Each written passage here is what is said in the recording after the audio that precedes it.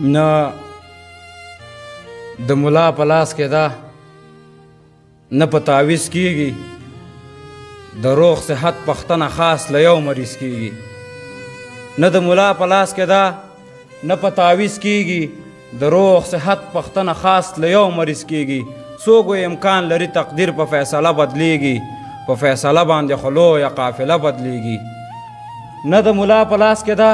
نه په تعویض کېږي د روغ صحت پختنه خاص له یو مریض کېږي څوک امکان لري تقدیر په فیصله بدلیږي په فیصله باندې خو لویه قافله بدلیږي زمونږه دغې ورورولۍ ته د دوی جنګ وایي امکان لري دا چې یوسف ته څوک بدرنګ وایي که زمانه ځان ته چانګیز فرنګ او رنګ وایي بیا به راپاسېږي زما توره به شرنګ وایي که زمانه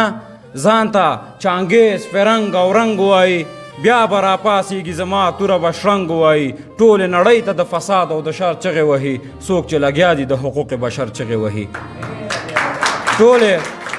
ټولې نړۍ ته د فساد او د شر چغې وهي څوک چې لګیا دي د حقوق بشر چغې وهي ښځې او نرې ښه ښکاره پر تلویزیون نه ویني د اور په منځ کې سوځېدلی فلسطین نه ویني د عراقیانو د سوریانو چغې چا واورېدې د دې مظلومو افغانانو چغې چا واورېدې ټولې نړۍ ته د فساد او د شر چغې وهي څوک چې لګیا دي د حقوق بشر چغې وهي ښځې او نرې ښه ښکاره پر تلویزیون نه ویني د اور په منځ کې سوځېدلی فلسطین نه ویني د عراقیانو د سوریانو چغې چا واورېدې د دې مظلومو افغانانو چغې چا واورېدې د معاونیت او مدیریت دعوهګیر چیرته ورک دي د انسانیت او بشریت دعوهګیر چیرته ورک دي سوی د جټو بمبارونه دوی ته نه ښکارېږي د اسرائیلو دا ظلمونه دوی ته نه ښکارېږي دا د تنکي ګلانو جنازې نه ویني په وینو سره د ماشومانو جنازې نه ویني په نړېدلو دیوالونو باندې سترګې پټئ په ماتو اندامونو باندې سترګې پټئ مسلمانانو دا هماغه د پرون زامن دي دا د فرعون دا د نمرود او د قارون زامن دي په نړېدلو دیوالونو باندې سترګې پټئ په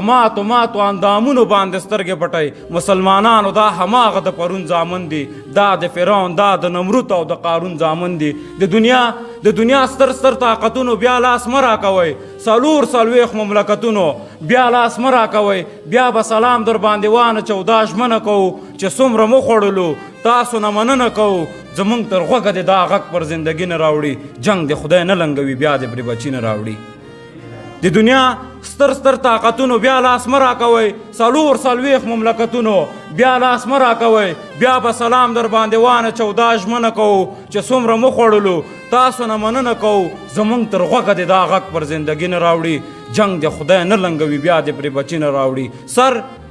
سر ورکول او سر ساتنه نوره څنګه کېږي دا احترام میلمه پالنه نوره څنګه کېږي حالات شاهد دي موږ ترې څومره افغانان قربان کړه د یو میلمه څخه مو 1 میلیون کسان قربان کړه سر ورکول او سر ساتنه نوره څنګه کېږي دا احترام میلمه پالنه نوره څنګه کېږي حالات شاهد دي موږ ترې څومره افغانان قربان کړه د یو میلمه څخه مو 1 میلیون کسان قربان کړه